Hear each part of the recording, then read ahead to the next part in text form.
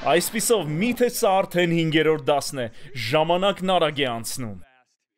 Հրաշալի է, որ այստեղ ես Ջասթին, ես միշտ պայքարում եմ, որ չնախանձեմ քո մազերին։ Ամեն անգամ քո սանրվածքն ավելի լավն է։ Քեննի, քո սանրվածքը նույնպես լավն է։ Էբի, հրաշալի է կրկին տեսնել քեզ։ Եվ Քենի, դու լավ տեսք ունես։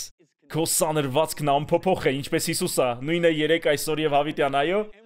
Մենք նորեկ ունենք, Սարան պետք է պատրաստվեր որդիներ և դուստրեր նախագծին, որն անչափ ոգեշնչում է ինձ։ Հավանաբար ես կխոսեմ այդ մասին հաջորդ դասի ավարտին, մեզ հետ է նաև Լիզին։ Լիզին պրակտիկանտ է Messenger International-ում, դու և Էբին, հրաշալի է, որ բոլորդ կրկին այստեղ եք, եկեք սկսենք, եկեք վերանայենք լիազորած իշխանության 4 ոլորտները։ Պետական իշխանություն, ընտանիքը, և Էբի, դու լավ հարց տվեցիր ընտանեկան իշխանության մասին, կարող ես կրկնել։ Այո, դու նշեցիր, որ Աստվածաշունչը պատվիրում է մշտապես հնազանդվել ծնողներին։ Եվ Միշտ հնազանդվեք ձեր ծնողներին, այո, ես ասացի դա։ իսկ եթե ծնողները պատվիրում են մեղ գործել։ Պատասխանը նույնն է։ Անպայմանական հպատակություն, բայց ոչ անպայմանական հնազանդություն։ Միակ դեպքը, երբ կարող ենք չհնազանդվել մեր ծնողներին, այն է, երբ ծնողը դրդում է մեղ գործել կամ վարվել հակառակ Աստծո խոսքին, բայց այդ դեպքում էլ մենք շարունակում ենք հպատակված մնալ։ Այսպիսով, ևս մեկ հրաշալի հարց, հասարակական իշխանությունը, տնօրեններ, ուսուցիչներ, մարզիչներ, մենք խոսեցինք այս երեքի մասին, եւ ես ամբողջ այս դասը հատկացրել եմ եկեղեցական իշխանությանը։ Այժմ եկեղեցական իշխանություն, այս մասին այնքան բան է կարելի ասել։ Մենք խոսում ենք եկեղեցական իշխանության մասին։ Այսինքն եկեղեցու առաջնորդների մասին։ Ըստ Աստծո խոսքի առաքյալի, մարգարեի, ավետարանչի, հովվի եւ ուսուցչի, նաեւ նրանց կողմից կարգված մարդկանց մասին, Աստվածաշունչն ասում է հետեւյալը, եւ սա շատ ազդեցիկ է։ Եվ նա ինքը Հիսուս Քրիստոսը տվեց ոմանց լինելու առաքյալներ, ոմանց մարգարեներ, ոմանց ավետարանիչներ, ոմանց հովիվներ եւ ուսուցիչներ, սրբերին սպառազինելու համար, ծառայության գործի համար։ Կարող եք տեսնել, որ այս պաշտոնները նշանակվում են անձամբ Հիսուսի կողմից։ Ինչպես է դա տեղի ունենում։ Առաջինը Եբրայեցիների թղթում գրված է. ոչ մի մարդ չի առնում այս պատիվը, այլ նա, որ կանչված է Աստծուց, ինչպես Ահարոնը։ Առաջին հերթին դուք ինքներդ չեք առնում այս պատիվը, երկրորդը պետք է աստվածային կանչ լինի։ Հիշում եմ, երբ փրկվեցի, վերջին բանը, ինչ ուզում էի անել, ծառայող լինելն էր։ Աստծուն ծառայելու իմ պատկերացումն այն էր, որ ես ավարտելու էի Հարվարդը բիզնեսի կառավարման մագիստրոսի կոչում էի ստանալու եւ աշխատելու էի որևէ խոշոր ընկերությունում։ Շատ փող էի վաստակելու, ամուսնանալու էի մի գեղեցիկ աղջկա հետ, տարեկան 3 անգամ արձակուրդի էի գնալու եւ 10-րդ էի տալու իմ եկեղեցում։ Ահա թե ինչպես էի ուզում ծառայել Աստծուն, սակայն Աստված սկսեց խոսել ինձ հետ այս կոչման մասին։ Նա առաջնորդեց մի քանի հեղինակավոր ծառայողների հաստատել այս կոչումը։ Սա այնպիսի բան է, ինչ Աստված հստակ հայտնում է, շատ հետաքրքրական է, թե ինչպես սա տեղի ունեցավ Անտիոքի եկեղեցում։ Մի անգամ, երբ այս մարդիկ Անտիոքի եկեղեցու հաստատված առաջնորդները երկրպագում էին Տիրոջը եւ ծոմապահության մեջ էին, Սուրբ Հոգին ասաց. «Կարգեք Բարնաբասին եւ Սողոսին այն հատուկ գործի համար, որին ես կանչել եմ նրանց»։ Ուշադրություն դարձրեք կարգեք եւ կանչել բառերին, յուրաքանչյուրը կոչում ունի։ Հիսուսն ասաց. «Շատերն են կանչված, բայց քչերն են ընտրված»։ Ընտրված լինելը շատ նման է կարգված լինելուն։ Եթե դուք ընտրված եք, դուք կարգվում եք Աստծուց, ճիշտ է, անչափ ցավոտ է։ Ցավոտ է գիտակցելը, որ շատերը, որոնք կանչված են, ընտրված չեն լինելու։ Ինչու՞, քանի որ նրանք չեն վճարելու ընտրված լինելու գինը։ Կա գին, որը պետք է վճարել։ Ղուկասի 9-րդ գլխում սա շատ պարզ ներկայացված է։ Մեկի խնդիրը իր ապահովությունն էր, մյուսի խնդիրը իր հարաբերություններն էին, երրորդի խնդիրը փողն էր։ Այդ ժամանակ է, որ Հիսուսն ասաց. «Հունձքը շատ է, իսկ մշակները քիչ»։ Ինչու են մշակները այդքան քիչ, քանի որ շատերն են կանչված, բայց ցավոք միայն քչերն են ընտրված։ Բայց այս դեպքում Սուրբ Հոգին խոսեց հաստատված առաջնորդների հետ ասելով. «Կարգեք կամ առանձնացրեք Բարնաբասին եւ Սողոսին այն հատուկ գործի համար, որին ես կանչել եմ նրանց»։ Եվ հաջորդ խոսքում գրված է. ավելի շատ ծոմից եւ աղոթքից հետո այդ մարդիկ դրեցին իրենց ձեռքերը նրանց վրա եւ ուղարկեցին նրանց։ Մենք տեսնում ենք, որ այդ մարդիկ ձեռնադրեցին նրանց, բայց ահա թե ինչ է գրված դրանից հետո։ Այսպիսով, Բարնաբասը եւ Սողոսը ուղարկվեցին Սուրբ Հոգուց։ Զարմանալի է, որ մենք Սուրբ Հոգու գործակիցներն ենք, բայց նա գործածում է հաստատված առաջնորդների։ Երբ Լիզան եւ ես կարգվեցինք Messenger International ծառայության մեջ, մեր հովիվը աղոթեց մեզ համար ամբողջ եկեղեցու առջև, քանի որ Աստված ցույց էր տվել դա ոչ միայն Լիզային եւ ինձ, այլև մեր հովվին։ Այսպիսով, ինչպես մենք պետք է վերաբերվենք եկեղեցական առաջնորդներին։ Կարդանք մի շատ ծանոթ խոսք Եբրայեցիների 13:17-ը։ Հնազանդվեք նրանց, ովքեր իշխանություն ունեն ձեզ վրա, եւ հպատակվեք։ Այսպիսով, ահա առաջին երկու արձագանքը իշխանությանը՝ անպայմանական հպատակություն եւ պայմանական հնազանդություն։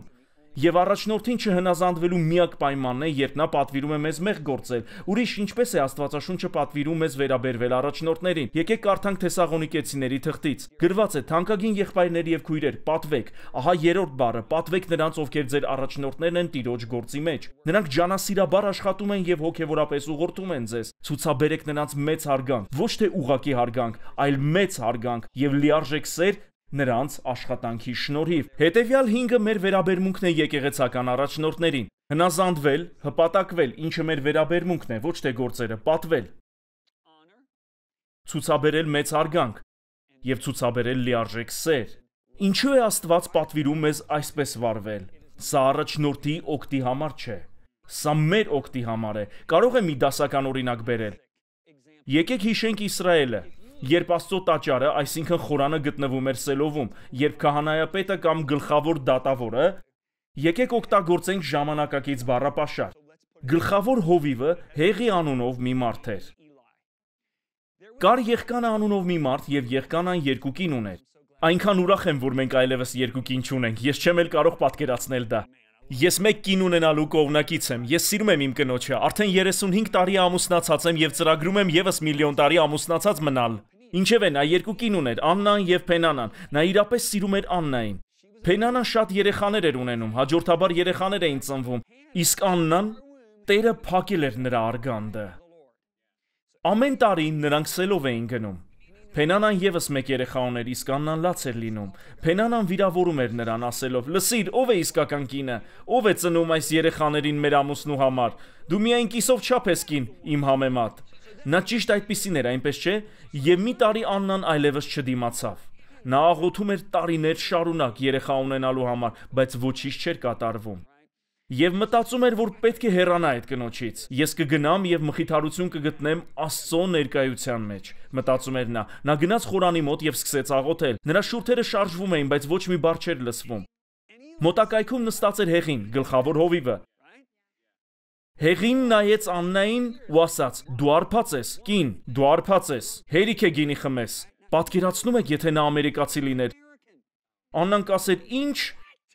Դու հովիվ ես անվանում քեզ, դու արբած ես անվանում ինձ, միթե չես հասկանում, որ ես ծոմի մեջ եմ, աղաղակում եմ եւ աղոթում եմ Տիրոջը»։ Պատկերացնում եք։ Ես եւ ամուսինս կգնանք այստեղից եւ այլ եկեղեցի կհաճախենք, մենք այլևս չենք գա այստեղ։ Կա մի հետաքրքրական փաստ Հեղիի մասին, նա այն աստիճան հոգեվորապես անզգա էր, որ Աստված ասաց. «Նրա եւ նրա ընտանիքի համար հավիտյան ներում չի լինի»։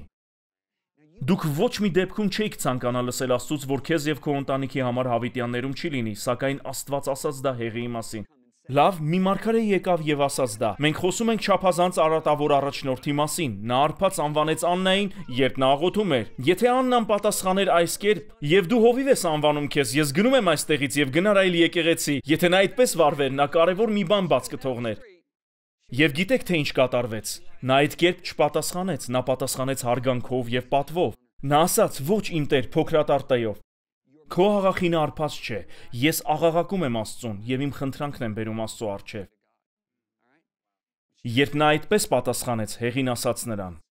Նա պատասխանեց եւ ասաց. «Գնա խաղաղությամբ եւ Իսրայելի Աստվածը տա քո խնդրվածքը, ինչ որ նրանից խնդրեցիր»։ Մեկ տարում նրա գրկում մանուկ Սամուելն էր, որն արթնություն բերեց ամբողջ ազգին։ Մտածեք այդ մասին։ Նա տարիներ շարունակ աղոթում էր Աստծուն իր խնդրի համար, բայց այդ աղոթքները չէին պատասխանվում։ Նա չստացավ այդ աղոթքի պատասխանը, մինչև որ հարգալից չխոսեց մի մարդու հետ, որը ըստ էության անարգեց եւ վիրավորեց նրան։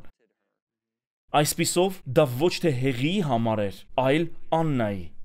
Դուք հասկանում եք սա։ Դուք պետք է հիշեք, թե ինչ ասաց Հիսուսը։ Շատերը կասեն ինձ այդ օրը. «Տեր, մենք քարոզեցինք ավետարանը քո անունով, մենք հրաշքներ գործեցինք քո անունով», ճիշտ է։ Նա կասի. «Հեռացեք ինձնից»։ Մենք միշտ մտածում ենք այս ծառայողների մասին, այս արատավոր ծառայողների, որոնց Հիսուսն ասելու է հեռացեք։ Ինչու մենք չենք մտածում այն մարդկանց մասին, որոնք ընդունել էին նրանցից։ Եթե նրանք ավետարան են քարոզել, արդյոք մարդիկ փրկվել են։ Այո, եթե նրանք բժշկել են Հիսուսի անունով, արդյոք մարդիկ բժշկված են եղել։ Այո։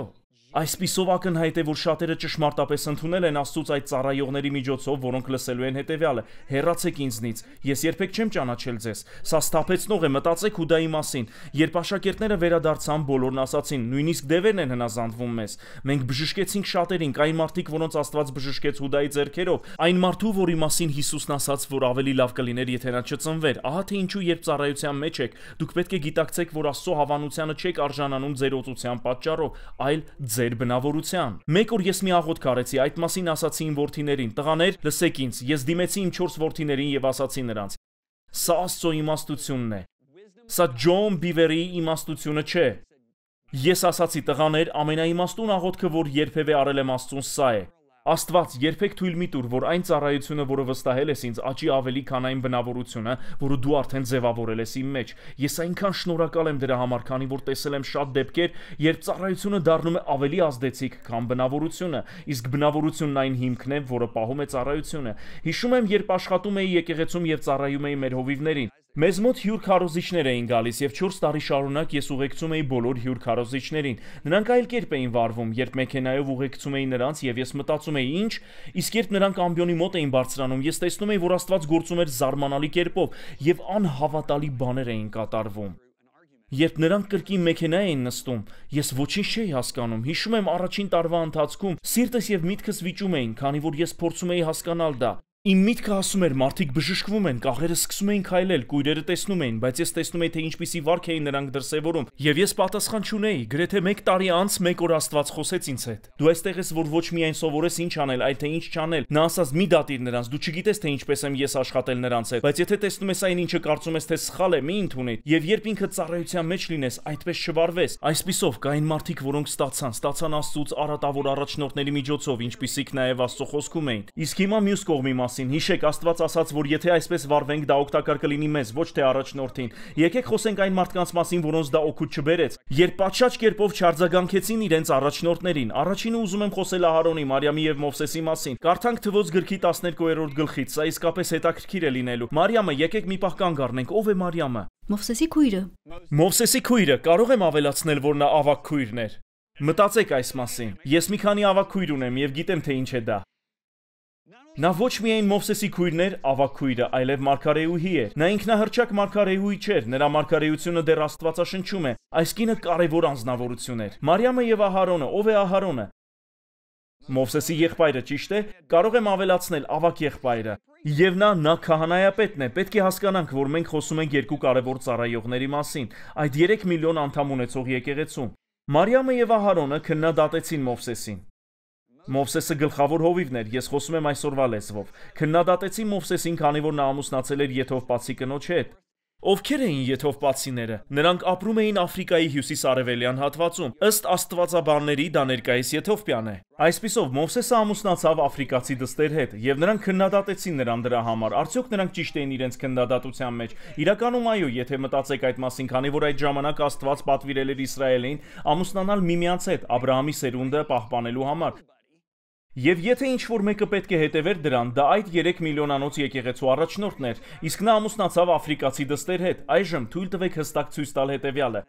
ամեն ինչին կտակարանում պետք է զտվի խաչով նոր կտակարան անցնելու համար։ Խաչը կամ կվերանայի դա, կամ կջնջի, կամ նույնությամբ կպահպանի։ Եթե օրինակ խաչով անցկացնենք փառաբանությունը, խաչը որևէ բան չի փոխի։ Եթե խաչով անցկացնենք գառներ զոհաբերելը, խաչը կջնջի այն։ Եթե խաչով անցկացնենք մարգարեական ծառայությունը, խաչը կվերանայի այն։ Հին կտակարանում, եթե ուզում եք խոսք ստանալ Աստծուց, դուք պետք է մարգարե գտնեիք։ Նոր կտակարանում գրված է, որ կա մեկ միջնորդ Աստծո եւ մարդու միջև Հիսուս Քրիստոս մարդը։ Նոր կտակարանում մարգարեները միայն հաստատելու համար են, իսկ սեփական ազգից դուրս ինչ-որ մեկի հետ ամուսնանալը անցկացրեք դա խաչով։ Պողոսը պարզորեն գրում է. չկա ոչ տղամարդ եւ ոչ կին, ոչ հրեա եւ ոչ հույն կամ հռոմեացի։ Բոլորդ մեկ եք Քրիստոս Հիսուսում։ Այսօր չկա ոչ մի խնդիր նման ամուսնությունների մեջ, ոչ մի խնդիր, եթե ասիացի տղամարդն ամուսնանա հարավային Ամերիկայից մի կնոջ հետ։ Իրականում Աստծուն դա դուր է գալիս, Աստված սիրում է մեր բազմազանությունը, դա այդպես է, այո, նա ուրախանում է մեր բազմազան մշակույթներով եւ իր շնորհած պարգևներով։ Ինչ վերաբերում է իտալացիներին, մենք լավ խոհարարներ ենք, Ավստրալիայում մարդիկ երաժշտության վարպետներ են, կորեացիները շատ արդյունավետ են աղոթքի մեջ։ Աստված սիրում է դա եւ մենք նույնպես պետք է գնահատենք միմյանց։ Դուք հասկանում եք, թե ինչ նկատի ունեմ, բայց ես պետք է վերադառնամ իմ թեմային, քանի որ շեղվեցի։ Նրանք 100%-ով ճիշտ էին, բայց նրանք սխալ էին։ Հիշեք, ես կրկին ու կրկին սովորեցնում եմ այս մասին։ Դուք կարող եք լինել 100%-ով ճիշտ, բայց լինել 100%-ով սխալ Աստծո առջև։ Քամը 100%-ով ճիշտ էր, որ իր հայրը արբած էր, բայց նա 100%-ով սխալ էր։ Այդ պատճառով նրա սերունդները անեծք ստացան։ Դուք հետևում եք ինձ։ Լավ, եկեք շարունակենք։ Մենք անցնելու ենք հաջորդ խոսքի։ Մարիամը եւ Ահարոնը քննադատեցին Մովսեսին, քանի որ նա ամուսնացել էր աֆրիկացի դստեր հետ։ Նրանք ասացին՝ միթե Տերը խոսել է միայն Մովսեսի միջոցով։ Միթե նա չի խոսել նաեւ մեր միջոցով։ Ինչը բորբոքեց նրանց քննադատությունը, Աստված գործածել է ինձ։ Իմ մարգարեությունը մինչև օրս Աստվածաշնչում է, իսկ Ահարոնն ասում է. Ես քահանայապետն եմ, Աստված խոսել է իմ միջոցով, նա գործել է իմ միջոցով։ Այլ կերպ ասած, նրանք թույլ տվեցին, որ Աստծուց ստացած պարգևները բարձրացնեն իրենց այն իշխանությունից, որ Աստված տվել էր։ Գիտեք, որ ձեր առաջնորդը կարող է ձեզնից պակաս օժտված լինել։ Հիշեք, որ Սուրբ Հոգին տնօրինում է պարգևները, իսկ Հիսուսը ծառայողական պաշտոնները։ Կա տարբերություն պաշտոնների միջև, բայց Տերը նույնն է։ Այսպիսով Հիսուսն ինքը տվեց առաքյալի, մարգարեի եւ Հովվի, ավետարանչի Հովվի եւ ուսուցչի պաշտոնները։ Հիսուսի թագավորության իշխանությունը բխում է այս պաշտոններից, ոչ թե պարգևներից։ Այնպես որ շատ վտանգավոր է, երբ դուք շատ ազդեցիկ պարգև ունեք ավելի քան ձեզ վրա կարգված առաջնորդը, քանի որ այդ դեպքում դուք կարող եք մտածել. Աստված գործածեց ինձ, նա գործածեց ինձ այսինչ մարդուն հպվելու համար, այսինչ մարդուն ազատագրելու համար, այսինչ մարդուն փրկելու համար, իսկ իմ Հովվի ծառայության շրջանակում վերջերս ոչ ոք չի փրկվել։ Դուք հասկանում եք, թե ինչ նկատի ունեմ։ Այդպես դուք կարող եք բախվել լուրջ խնդիրների։ Եկեք տեսնենք, թե ինչ կատարվեց։ Հաջորդ խոսքը հանկարծ Աստծո դատաստանը մշտապես գալիս է հենց այս կերպով։ Հանկարծ, անմիջապես, անսպասելի կամ հանկարծ եւ անսպասելի, հանկարծ Տերն ասաց Մովսեսին, Ահարոնին եւ Մարիամին. դուրս եկեք երեքդ էլ ժողովքի խորանի մոտ։ Կինս ասում է եւ ինձ դա դուր է գալիս, նա ասում է. Ջոն, պատկերացնում ես։ Մարիամը հրում է Ահարոնին եւ ասում. պատրաստվիր, Աստված քեզ է դարձնելու գլխավոր հովիվը, քանի որ Մովսեսը սխալվեց ամուսնանալով աֆրիկացի կնոջ հետ։ Ահա թե ինչ կատարվեց։ Աստված եկավ, առաջ կանչեց Մարիամին եւ Ահարոնին, նայեց նրանց եւ ասաց. Ինչու չվախեցաք իմ ծառա Մովսեսին քննադատելուց։ Զարմանալի է։ Դա ճիշտ արձագանք էր։ Այլ կերպ ասած, Աստված հարցնում է Մարիամին եւ Ահարոնին. որտեղ է ձեր երկյուղը, որտեղ է ձեր աստվածային սուրբ երկյուղն ինձնից։ Ահա թե ինչ տեղի ունեցավ։ Տերը խիստ բարկացավ նրանց վրա։ Երբևէ տեսել եք ծնողի, որը խիստ բարկացած է իր երեխայի վրա։ Խնդրում եմ, հասկացեք, Աստված չի ատում Մարիամին եւ Ահարոնին, այլ նա բարկացել էր նրանց վրա։ Եվ նա հեռացավ։ Մինչ ամպը բարձրանում էր խորանի վրայով, Մարիամը կանգնած էր եւ նրա մաշկը ձյան պես սպիտակ էր բորոտությունից։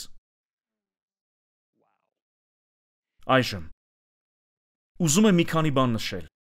Առաջին հերթին, ինչու միայն Մարիամը, գուցե նա էր հիմնական քննադատողը, երկրորդ պատճառը Աստված թույլ չտվեց, որ դա պատահեր Ահարոնի հետ նրա քահանայական պաշտոնի պատճառով։ Շատ աստվածաբաններ վիճում են այս մասին, բայց իմաստն այն է, որ բորոտությունը լուրջ խնդիր է։ Մովսեսը բարեխոսեց Մարիամի համար։ Նա ասաց. Աստված, հեռացրու սա նրանից, եւ Աստված ասաց. ոչ։ Թող նա դուրս մնա ժողովրդի միջից 7 օրով։ Այդպես էլ եղավ, բայց հետո նա վերականգնվեց։ Սա Տիրոջ իր զավակներին խրատելու հրաշալի կողմն է։ Նրա նպատակը մշտապես վերականգնելն է, բայց կան դեպքեր, երբ ընթացքը այնքան էլ հաճելի չէ։ Երբ աշխատում էի մի մեծ եկեղեցում, որը 450 աշխատող ուներ, կար մի կին մեր աշխատողներից, որը թույլ էր տալիս իրեն քննադատել մեր Հովվին։ Եվ մի հեռուստաալիք, որը ABC-ի կամ NBC-ի մասնաճյուղերից էր, ուզում էր վարկաբեկել մեր Հովվին, քանի որ նա շատ ազդեցիկ էր։ Մեր հովիվը սկսել էր այնպիսի բաներ անել, որոնք այդքան էլ իմաստուն չէին։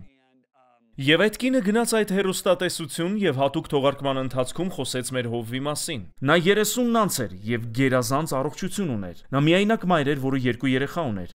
2 ամիս անց նա մահացավ գլխուղեղի զանգվածային անևրիզմայից։ Զուգադիպություններ, չգիտեմ, թույլ տվեք մեկ այլ դեպք պատմել։ Ես աշխատում էի մեկ այլ Հովվի մոտ, եւ նրա անվտանգության թիմի ղեկավարը դուրս եկավ նրա դեմ եւ դատի տվեց նրան։ Դատական նիստից 1 օր առաջ նա մահացավ սրտի կաթվածից 49 տարեկանում։ Ներկայացնում ենք Messenger X-ը, նյութերի ներբեռնման եւ հոսքային հեռարձակման լիովին նոր հարթակ։ Այն աշակերտական նյութերի ամբողջական թվային դարան է Ջոն եւ Լիզա Բիվերներից։ Պարունակում է վիդեո ուսուցումներ, աուդիո գրքեր, էլեկտրոնային գրքեր, կարճամետրաժ ֆիլմեր, աստվածաշնչեր եւ ավելին։ Այս նոր հարթակը կարելի է օգտագործել ձեր բոլոր սարքերով։ Այն լիովին անվճար է ավելի քան 130 լեզուներով։ Աշակերտություն յուրաքանչյուրի համար ամենուր։ Ներբեռնեք հավելվածը կամ այցելեք messengerx.com։ Ես չափազանց շատ նման զուգադիպություններ եմ տեսել, դրանց ուշադրություն չդարձնելու համար։ Բայց եթե մտածենք այս մասին, սա այն է, ինչի մասին գրում էր Պողոսը։ Հիշում եք, մենք խոսում էինք այն մասին, որ եթե չդատենք մեզ, մենք դատվելու ենք։ Ահա թե ինչ է գրված դրանից հետո։ Նա շարունակում է. դուք պետք է քննեք ձեզ մինչև այս հացն ուտելը եւ այս բաժակը խմելը, որովհետեւ եթե ուտեք այս հացը եւ խմեք այս բաժակը առանց պատվելու Քրիստոսի մարմինը, ուզում եմ ասել հետեւյալը. Քրիստոսի մարմինը պատվելն ավելին է, քան խաղողի հյութ խմելը եւ հաց ուտելը։ Առանց պատվելու Քրիստոսի մարմինը դուք ուտում եւ խմում եք Աստծո դատաստանը ձեզ վրա։ Ահա թե ինչու են ձեզնից շատերը տկար եւ հիվանդ եւ ոմանք նույնիսկ մահացել են։ Այլ թարգմանությունների մեջ գրված է վաղաժամ են մահացել։ Սա շատ լուրջ հարց է, քանի որ քննադատելով առաջնորդներին մենք ասում ենք Աստված դու քո գործը չես անում եւ ես կանեմ դա քո փոխարեն։ Դա վիրավորանք է ուղղված Աստծուն, ոչ թե առաջնորդին։ Քանի որ հարցը հետեւյալն է, Աստված ասում է ես եմ տվել նրանց այդ իշխանությունը եւ ես եմ որ զբաղվելու եմ նրանցով։ Երբ նա ասում է ինչու չվախեցաք իմ ծառային քննադատելուց, նա նկատի ունի Մովսեսը ձեր ծառան չէ։ Ահարոն, Մարիամ, նա իմ ծառան է։ Եթե նա ինչ որ սխալ բան անի, ես կզբաղվեմ դրանով։ Ահա թե ինչ նկատի ունի Աստված, դուք հասկանում եք։ Եկեք խոսենք Բաասայի, Իսրայելի Բաասա թագավորի մասին։ Սա եւս մեկ հետաքրքիր դեպք է։ Եթե հիշում եք, Հերոբովամ թագավորը նա էր, որը տիրացավ Իսրայելի 10 ցեղերին։ Սողոմոնի ժամանակ թագավորությունը պարակտվեց եւ Ռոբովամին մնաց միայն Հուդան եւ Բենյամինը։ Իսկ Հերոբովամը տիրացավ 10 ցեղերին։ Հերոբովամը հնազանդ չեղավ Աստծուն, Աքե անունով մի մարգարե եկավ եւ խոսեց Աստծո խոսքը Հերոբովամի կնոջը։ Նայեք այս անվանը։ Ես չեմ արտասանելու այս մարգարեի անունը։ Ահա այդ մարգարեն։ Աստվածաբաններ, կարդացեք այս բառը։ Քանի որ դու երես թեքեցիր ինձնից, ես աղետ կբերեմ քո գահատողմի վրա եւ կկործանեմ քո արու ժառանգներից յուրաքանչյուրին։ Ահա թե ինչ ասաց այդ մարգարեն Հերոբովամի կնոջը։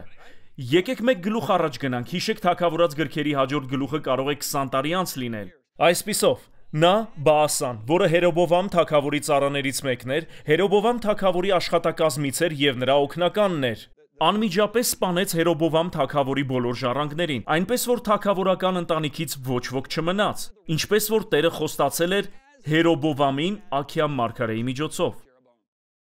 Այժմ անցնենք հաջորդ գլխին։ Կրկին տարիներ անց։ Այժմ Աստված խոսում է Բաասայի հետ, քանի որ արդեն նա է թագավորը։ Ես կկործանեմ քեզ Բաասա եւ քո ընտանիքը, ինչպես որ կործանեցի Հերոբովամի ընտանիքը։ Ուշադիր եղեք։ Այս խոսքը Տիրոջից Բաասայի եւ նրա ընտանիքի դեմ կատարվեց,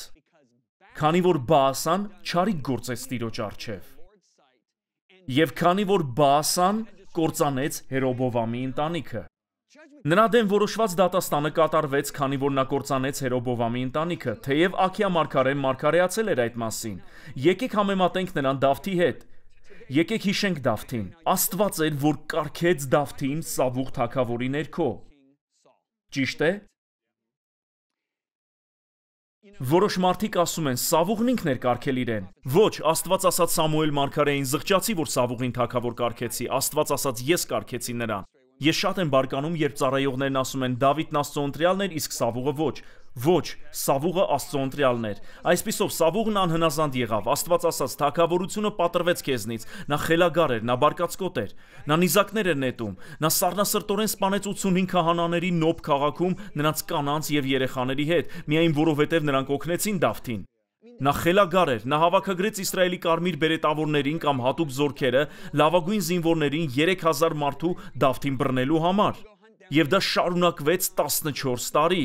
Մտածեք Դավթի մասին, դուք նման առաջնորդի ներքո եք, եւ Աստված է որ կարգել է ձեզ այդ առաջնորդի ներքո։ Նա այնպես է վերաբերվում ձեզ, ինչպես Սավուղը Դավթին։ Նա նիզակներ է նետում ձեզ վրա, փորձելով գամել ձեզ իր պալատի պատին։ Բայց եկեք տեսնենք Դավթի արձագանքը եւ եկեք համեմատենք նրան Բաասայի հետ։ Ճիշտ է։ Առաջին թագավորած 24-րդ գլխում Սավուղը իմացավ, որ Դավիթը այծեմնյաց ժայռերում էր։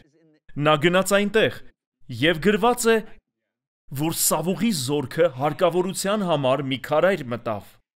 Նրանք կամ լոգանք էին ընդունում, կամ զուգարան էին գնում։ Այդ քարայրը նրանց զուգարանն էր։ Դավիթը եւ նրա 600 զինվորները այդ քարայրի ներսում էին։ Եվ նրա մարդիկ ասում էին. Դավիթ, այս մարդը հետապնդում է քեզ։ Սա քո հնարավորությունն է, Աստված հնարավորություն է տալիս քեզ։ Դու պետք է թագավոր լինես, այո։ Դավիթն ասաց. ինչ որ մեկը ստել է Սավուղին իմ մասին, ինչ որ մեկը պետք է ճշմարտությունն ասի նրան։ Նա կտրեց Սավուղի հանդերձի եզրը եւ հեռանալով նրանից գոչեց. Սավուղ, ես կարող էի սպանել քեզ հենց այդտեղ։ Ինձ նույնիսկ խրախուսում էին, որ անեի դա, բայց Աստված մի առասցե որ անեմ դա։ Եվ Սավուղ թագավորն ասաց. դու ինձնից ավելի արդար ես, եւ հեռացավ։ Դավիթը մտածում էր. ես ապացուցեցի իմ անմեղությունը, ամեն ինչ լավ է։ Երկու գլուխ անց առաջին թագավորաց 26-ում Սավուղը լսեց, որ Դավիթը Եքեղայի բլրի վրա է։ Նա կրկին գնաց նրա ետևից 3000 հատուկ զինվորների հետ։ Պատկերացնում եք Դավթի հուսահատությունը։ Ես ապացուցեցի իմ անմեղությունն իմ առաջնորդին, բայց նա դեռ փորձում է սառնասրտորեն սպանել ինձ։ Դավիթը հասկացավ, որ իր հույսերը չէին իրականանալու։ Իմ առաջնորդը սառնասիրտ մարդասպան է։ Աստված բերեց Սավուղի բանակի վրա խորը քուն, որը Տիրոջից էր։ Աստծո խոսքում գրված է խորը քուն Տիրոջից։ Դավիթն ասաց իր զինվորներին. «Ով այդտեղ կգնա ինձ հետ, քանի որ ես գիտեմ, որ նրանք խոր քնած են»։ Աստված դիպուկ ընտրություն կատարեց Աբեսային, Հովաբի կրտսեր եղբորը, նրանք արնախում մարդիկ էին։ Դավիթը եւ Աբեսան գնացին բանակի կենտրոնը։ Բոլորը խոր քնած էին։ Աբեսան վերցրեց նիզակը, պահեց այն Սավուղի գլխավերևում եւ ասաց. «Միայն մեկ խոսք ասա, եւ ես գետնին կզարկեմ նրան»։ Բայց Դավիթը ոչինչ չէր ասում։ Եվ Աբեսան ասաց. «Դավիթ, նույնիսկ չասես ինձ, որ մտածում ես չանել դա։ Չէ՞ որ դու ապացուցեցիր քո անմեղությունը նրան։ Ճիշտ է»։ Ցանկացած դատարան կընդունի սա, իսկ Դավիթը ոչինչ չէր ասում։ Նա ասաց. «Դավիթ, Սամուել մարգարեն մարգարեացավ, որ դու ես Իսրայելի հաջորդ թագավորը։ Նա մարգարեացավ Սավուղի մասին, որ թագավորությունը պատրվեց նրանից։ Նույնը տեղի ունեցավ Բաասայի եւ Հերոբովամի պարագայում։ Աբեսան կանգնած էր Սավուղի գլխավերևում եւ Դավիթը նույնիսկ մեկ բառ չէր խոսում։ Աբեսան ասաց. «Նա կործանում է մեր երկիրը, նա սառնասրտորեն սպանեց 85 քահանաների, որովհետեւ նրանք հաց եւ թուր տվեցին քեզ»։ Աբեսան ցած դրեց նիզակը եւ ասաց. «Ինչ ես անում։ Քո կարծիքով ինչու է Աստված քուն բերել ամբողջ այս բանակի վրա։ Նա ուզում է ազատել մեր երկիրն այս արատավոր մարդասպան առաջնորդից»։ Վերջապես Դավիթը խոսեց, եւ Դավիթն ասաց. «Մի սպանիր նրան, որովհետեւ ով կարող է անմեղ մնալ Տիրոջ օծյալի վրա հարձակվելուց հետո»։ Այժմ եկեք թարգմանենք սա նոր կտակարանի լեզվով։ Մի սպանիր նրան, որովհետեւ ով կարող է անմեղ մնալ հարձակվելով Տիրոջ առաջնորդի վրա, որը կարգված է իմ կյանքում։ Անկասկած մեկ օր Տերը կզարկի Սավուղին, կամ նա կմահանա ծերությունից կամ պատերազմի մեջ։ Ըստ էության Դավիթը ասաց. «Դա իմ գործը չէ։ Աստված է կարգել ինձ նրա ներքո։ Եթե Աստված ցանկանա դատել նրան, նա ինքը կանի դա»։ Եվ միայն մի քանի օր անց Սավուղը եւ նրա որդիները սպանվեցին։ Եվ եթե հիշում եք, երբ դա կատարվեց, կար մի մարդ, որը կարծես թե կշահեր Դավթի բարեհաճությունը։ Նա ասաց. «Ես գալիս եմ պատերազմի դաշտից»։ Եվ Սավուղը խնդրեց ինձ խոցել իրեն իր իսկ թրով։ Նա նույնիսկ չէր արել դա, այլ փորձում էր բարեհաճություն ստանալ։ Դա քաղաքական քայլ էր, եւ Դավիթը մահապատժի ենթարկեց նրան։ Իսկ հետո նա սովորեցրեց իր ամբողջ բանակին սիրո երգ Սավուղի եւ Հովնաթանի մասին, այսինքն Դավիթը դառնացած չէր։ Նա չէր ասում. «Այդ մարդը խլեց 14 տարի իմ կյանքից։ Ես չէի կարող տեսնել իմ ընտանիքին, ես չէի կարող տեսնել ընկերներիս, ես չէի կարող վերադառնալ իմ մանկության վայրերը իմ առաջնորդի պատճառով։ Ես հարկադրված էի 14 տարի անցկացնել անապատում, քարանձավում եւ փղշտացիների միջև, սակայն Դավիթը սիրո երգ երգեց նրա մասին»։ Սա զարմանալի է։ Դավթի մեջ կարելի է տեսնել Հիսուսի սերը։ Դավիթը մարգարե էր։ Նա առաջ էր անցել իր ժամանակվանից, նա մարգարե էր, բայց նաև թագավոր էր։ Չկար ուրիշ ոչ մի թագավոր նրա պես։ Նա մարդ էր, որի սիրտը ձգտում էր Աստծուն։ Ես ուզում եմ կրկին ասել. հարցը առաջնորդը չէ։ Աստված չի պատվիրում մեզ հպատակվել առաջնորդի օգտի համար։ Նա պատվիրում է մեզ հպատակվել մեր օգտի համար։ Հիսուսն ասաց. «Եթե ընդունեք մարգարեին մարգարեի անունով, դուք մարգարեի վարձատրություն կստանաք»։ Երբեք չեմ մոռանա մի դեպք, երբ ես երիտասարդականի հովիվ էի։ Իմ երիտասարդական ծառայության պատանիներից մեկը, դուք պետք է հասկանաք, որ նախորդ երիտասարդականի հովիվը կառուցել էր ամբողջ ծառայությունը խաղերի վրա՝ վոլեյբոլ, բասկետբոլ, զբոսանքներ լողափում։ Երբ ես եկա, Աստված ասաց ինձ, որ քարոզեմ, աղոթեմ եւ երկրպագեմ։ Ես մի փոքր ավելի լուրջ էի եւ հիշում եմ, որ ավակներից մեկը, որն այլ պատանեկան խմբում էր, մինչեւ իմ գալը մոտեցավ ինձ։ Եկեք կոչենք նրան Թիմ։ Դա նրա իսկական անունը չէ, ես օրինված անուն կտամ նրան։ Թիմն ասաց ինձ. «Հովիվ Ջոն, դու կլինես իմ ընկերը»։ Նա ասաց. «Իմ վերջին երիտասարդական ծառայության հովիվը իմ ընկերն էր»։ Եվ ես չգիտեի, թե ինչ պատասխանեի նրան, եւ ներքուստ աղոթեցի. «Աստված ինչ ասեմ»։ Եվ ստացա պատասխանը։ Ես ասացի. «Թիմ, Հիսուսն ասաց, որ եթե ընդունես մարգարեի անունով, դու կստանաս մարգարեի վարձատրություն։ Եթե ընդունես արդար մարդու արդարի անունով, դու արդար մարդու վարձատրություն կստանաս»։ Ես ասացի. «Դու շատ ընկերներ ունես, ճիշտ է»։ Նա շատ ընկերներ ուներ, քանի որ բարետես պատանի էր։ Եվ նա ասաց. «Այո, ես շատ ընկերներ ունեմ»։ Ես ասացի, բայց դու միայն մեկ երիտասարդական ծառայության հովիվ ունես, ուրեմն ինչ ես ուզում ինձնից։ Ուզում ես ընկերոջ վարձատրություն, թե երիտասարդական ծառայության հովվի։ Քանի որ ինչպես ընդունես ինձ, այնպիսի վարձատրություն էլ կստանաս երկնքից։ Նա ասաց, ես երիտասարդական հովվի վարձատրություն եմ ուզում։ Ես ասացի, ճիշտ ընտրություն է եւ գնացի։ Նա հրաշալի ավագ դարձավ մեր ծառայության մեջ։ Թույլ տվեք վերադառնալ այն հարցերին, որոնք տվեցինք։ Ինչ, եթե ես գիտեմ, որ իմ առաջնորդը սխալ որոշում է կայացնում։ Ճիշտ է, ինչպես վարվեմ այդ դեպքում։ Միթե պետք է ոչինչ չասեմ։ Դա ճիշտ չի լինի, եթե իսկապես սիրում եք ձեր առաջնորդին։ Մտաբերեք Եստերին։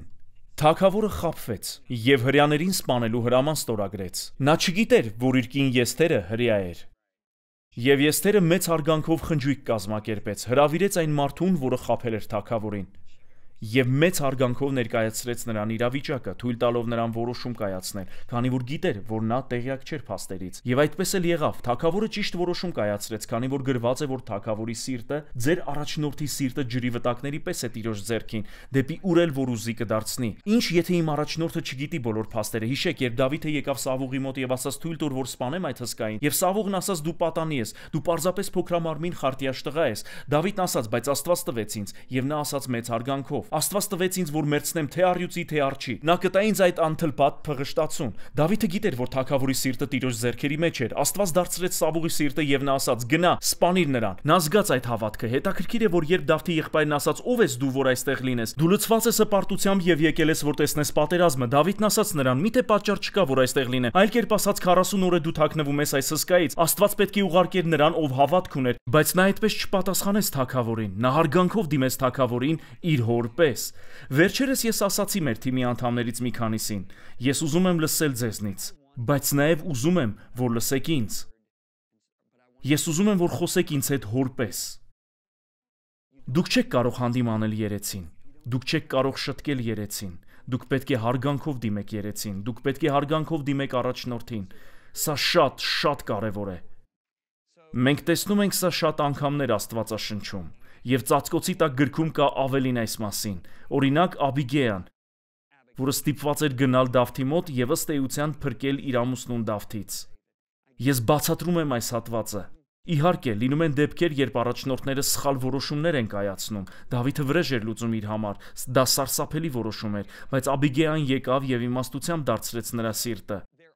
Այնպես որ կան պահեր, երբ մենք առաջնորդներս կարիք ունենք։ Ես կարող եմ խոսել որպես առաջնորդ, ես ուզում եմ լսել, ես չեմ ուզում, որ իմ կողքինները կուրորեն համաձայնեն ինձ հետ։ Ես ուզում եմ լսել, բայց ուզում եմ, որ դա ասվի հարգանքով ինչպես օրը։ Լիզան ուզում է, որ իր հետ խոսեն հարգանքով ինչպես մոր հետ։ Ես հավատում եմ, որ եթե կարդաք ծածկոցի տակ գիրքը, դուք իսկապես կընդունեք սա ձեր սրտում։ Մենք շատ վկայություններ ունենք ծածկոցի տակ գրքի միջոցով փոխված կյանքերի մասին։ Ես լաց եմ եղել կարդալով մի քանիսը։ Այնպես որ ուզում եմ խրախուսել յուրաքանչյուրիդ։ Խնդրում եմ ոչ միայն անցեք այս դասընթացը, այլև կարդացեք ծածկոցի տակ գիրքը։ Հաջորդ դասին կխոսենք այս դասընթացի իմ ամենասիրելի թեմայից։ Այն կյանքով լեցուն եւ շատ ազդեցիկ է լինելու։ Կտեսնվենք հաջորդ դասին։